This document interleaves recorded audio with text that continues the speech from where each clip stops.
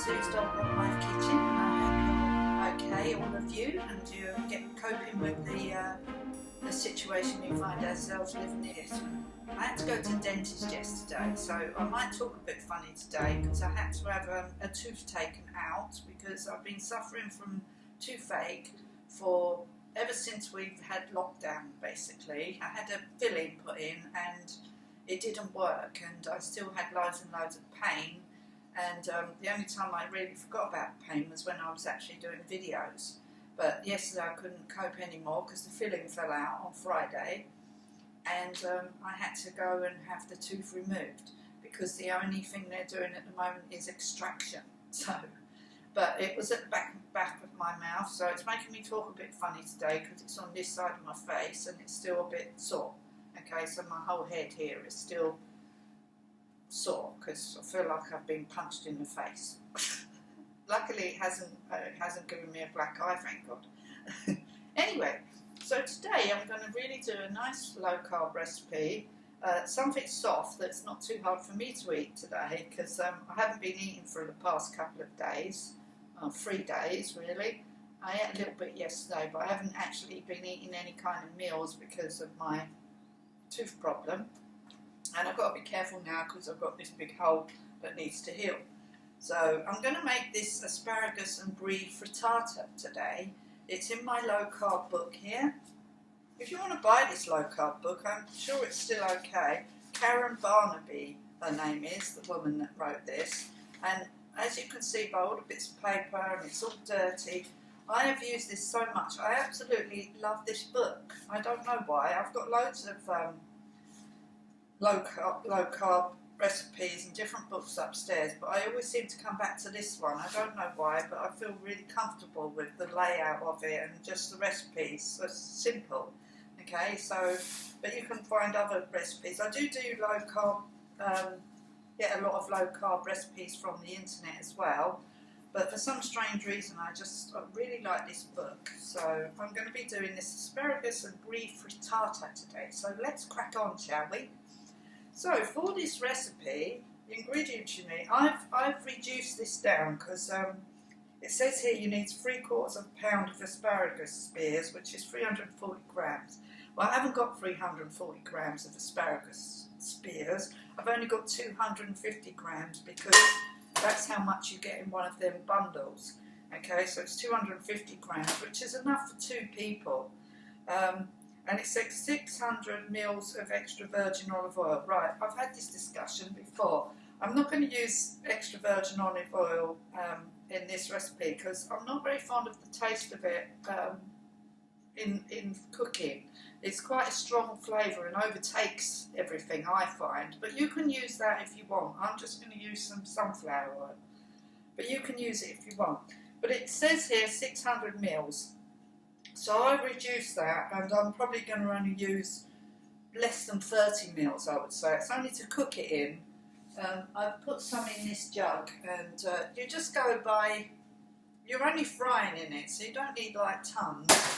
So I've probably got, so how much is in here? Well, it's probably about 25 mils of oil in there. And then it says 1 garlic clove crushed, right? Well, I'm just going to use some garlic puree, or you can use a garlic clove if you want. Then 8 large eggs. So I'm not using 8 eggs, I'm using 4 eggs because I don't want to make too much. And then 1/4 teaspoon of sea salt and ground pepper, and then you want some brie. It says 115 grams, 4 ounces, so I'm using 2 ounces, and whatever that is halved in grams.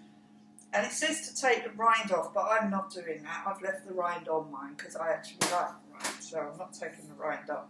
So after going against all the rules and changing it up a bit, I wanted to show you how you're going to cut these asparagus, okay? I've cut up most of them, but I've got 2 left that I just wanted to show you how to cut quick, just in case you don't know. Because I've already trimmed them, taken off the woody end bit, you know, the woody stem bit. So I've just got and it says to leave the tips intact, so you don't want to cut the tips off. So you cut them at an angle, I don't know if you can see that. You just cut them at an angle, slide it down into it, up to the tip, so you've got that much left. But so you cut them slanted, okay? So you cut them like that, slanted, see? Like you cut green beans, all right? Just wanted to show you how to do that in case you don't know. And that's that. So the next stage, these are really simple to make. So the next stage is to put a frying pan on with the oil in. That's quite simple, isn't it? You can always add more oil if you don't have enough. Best to have not too much, you know, because you're only going to fry them in it and you don't want it swimming around in tons of oil. Right, so then it says to heat the oil in a pan and add the asparagus and cook it. So that's simple, isn't it? And get a wooden spoon to stir it with, okay? And you're going to cook them until they're bright green, okay? Hello. While we're waiting for the asparagus to cook, we're going to beat the eggs. Well, I can't see with these glasses on. While we're waiting for that to cook, we're going to beat the eggs. Crack the eggs into the bowl.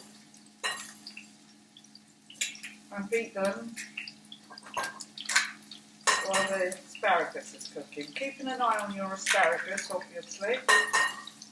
So I'm only using 4 eggs. I'm supposed to use 8, but obviously that makes the 4 servings. I'm only using it for 2 people. And then with a bit of salt and pepper in there.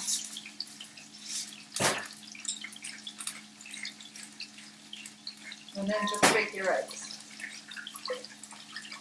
Not very difficult, is it?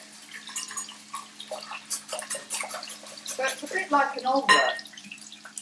Well, actually, it is an omelette, isn't it? It's a posh name for an omelette, really. Well, it's looking good now.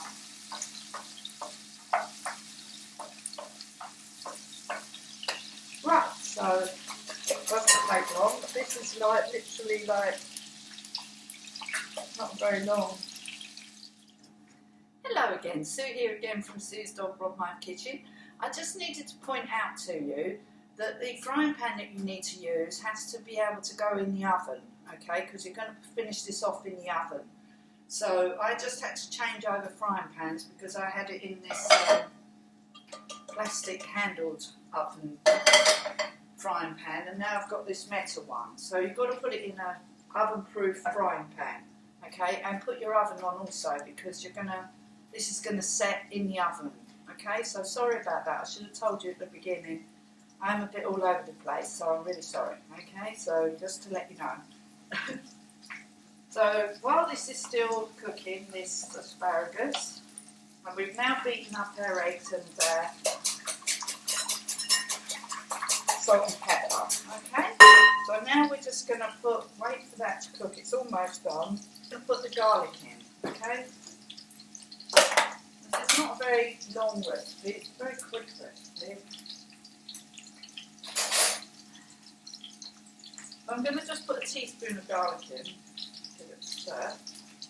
Ooh, this is strong.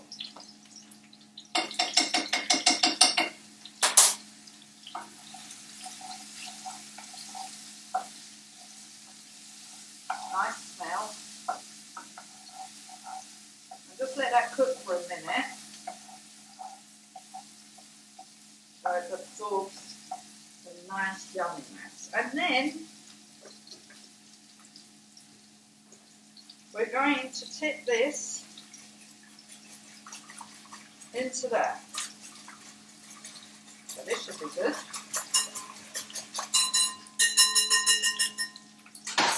Right.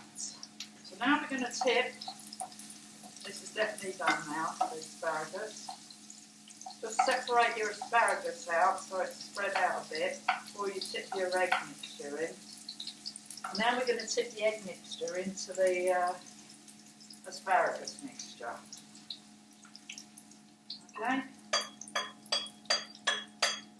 Right, it's good. Nice. Smells good. Then it says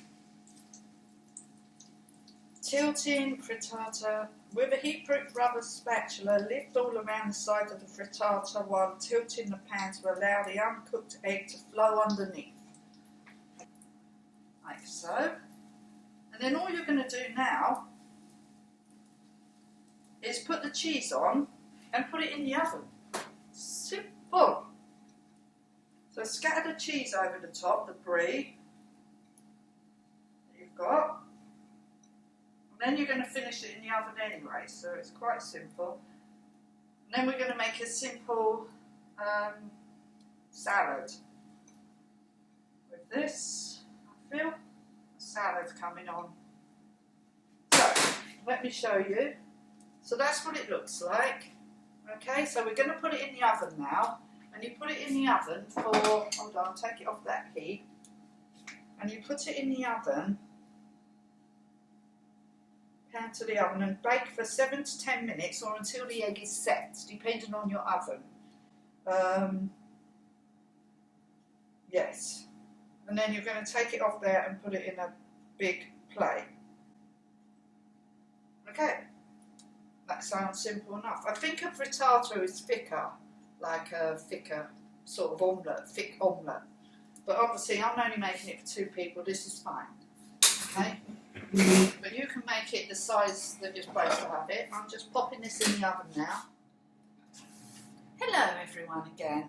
I just wanted to show you the finished product of the frittata that we've made. So I took it out the oven, it's been out the oven for a few minutes now. So it was quite big when I took it out, but it's sort of gone back down now. And so what you need to do is just slice it up and you serve it like a quiche basically. So that's the frittata part done, and I'm going to do a separate video for the dressing that I'm making, which is a sour cream and spring onions dressing. I thought I would separate the videos just in case you want to make the dressing and not just the frittata. Okay, so thank you for watching this particular video, and could you please subscribe to my channel, and if you like what you see, could you give me a thumbs up, and if you don't, well, never mind, don't bother to watch.